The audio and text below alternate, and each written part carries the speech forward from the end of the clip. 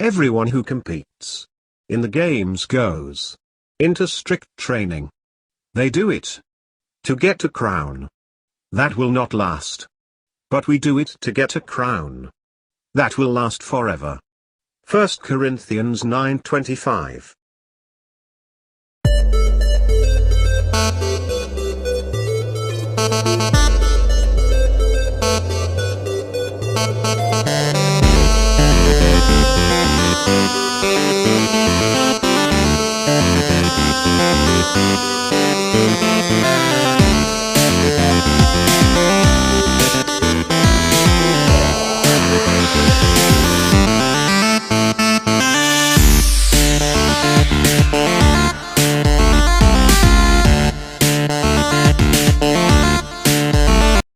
Welcome to xGameZones, hub to latest popular games, reviews, preview and news. Bloodroots, a breakneck action puzzle game from Quebec developer Paper Cult, lives inside that cloud, a short, speedy tale of mayhem and revenge. Bloodroots dares you stab, bludgeon, squash, and otherwise murder dozens of thugs with the ruthless efficiency of the Wild West's greatest outlaw and the zany gusto of Bugs Bunny trolling Yosemite Sam. Whether you do this for the sake of its well-written story and or the thrill of a score chase, Bloodroots can be stylish, graceful, once you know what you're doing, and surprisingly easy to pick up despite demanding a tremendous attention to detail. In its pre-release state, however, its most elating moments are easily and frequently disrupted by technical issues, keeping you from really hitting your stride as often as you should.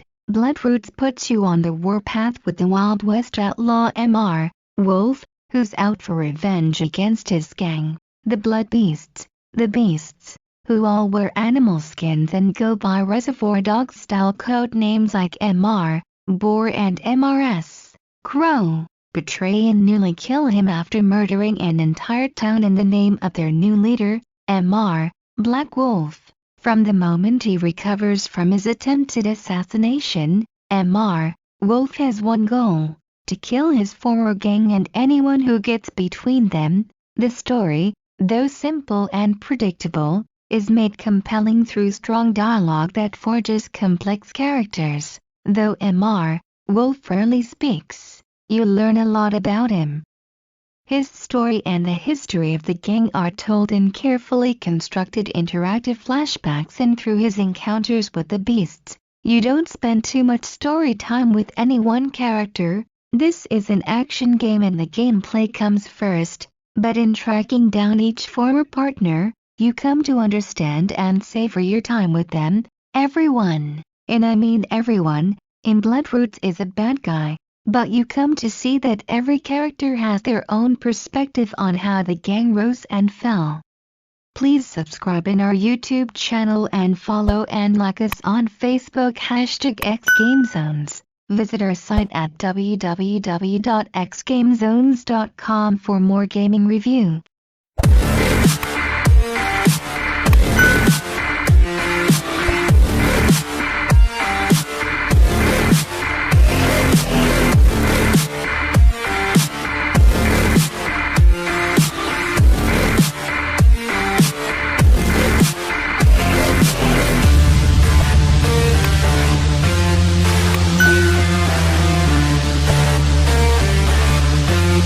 In hearing about Mr. Wolf's past from the beasts, in their own unique voices, you not only understand the situation better, but come to understand that there's more in their lives than a single act of vengeance. That isn't to say you won't have reservations about your mission. They're bad guys through and through, but you understand why they made their choices, which makes your hunt more satisfying. That hunt is really more like a series of wild bloodbaths.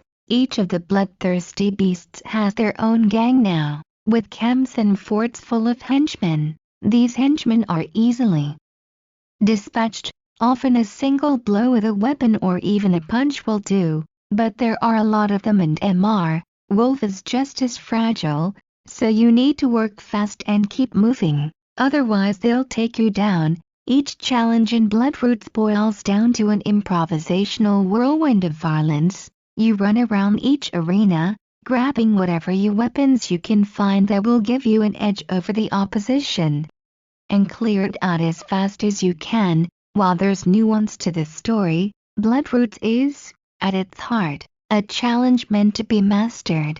You build up a score multiplier for killing enemies in rapid succession, pushing you to prioritize speed and efficiency. Each level, which strings together a set of challenge rooms, ends with speed and high score leaderboards, encouraging you to retry levels in the hopes of improving even further. Whether you make a precise plan or simply go with the flow, the key to navigating each arena revolves around finding a path from one weapon to another. Most weapons break after anywhere from 1 to 3 kills, so you are constantly swapping out one for another, and finding a path from the most effective weapon to the next is just as important as finding a quick path between kills.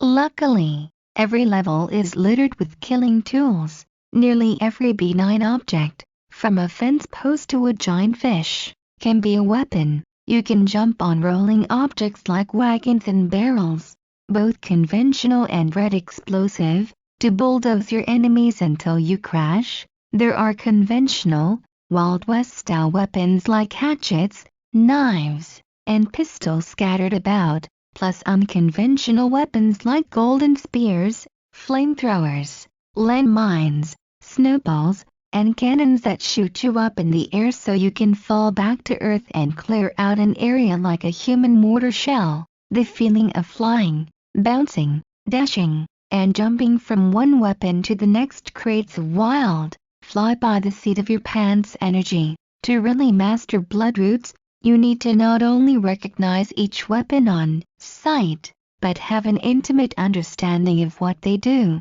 Every weapon works a little differently. The axe is simply a quick strike, while the cavalry sword is actually a short dash attack.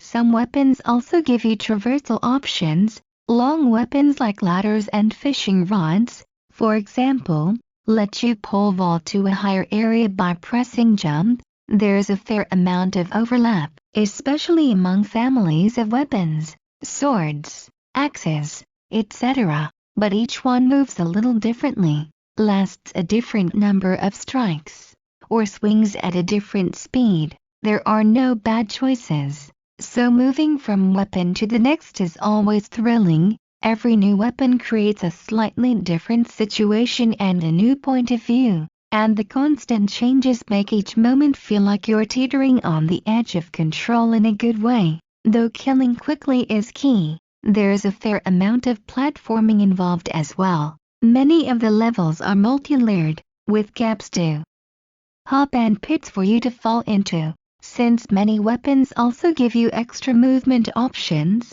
choosing the right weapon for the next few seconds may have as much to do with reaching an enemy as it does killing them. To be efficient, you need to grab and use a series of weapons in an order that lets you make progress without hoarding or backtracking. At the same time, there's very rarely a time when you'll be limited to a single tool, so it's always easy to try a new approach.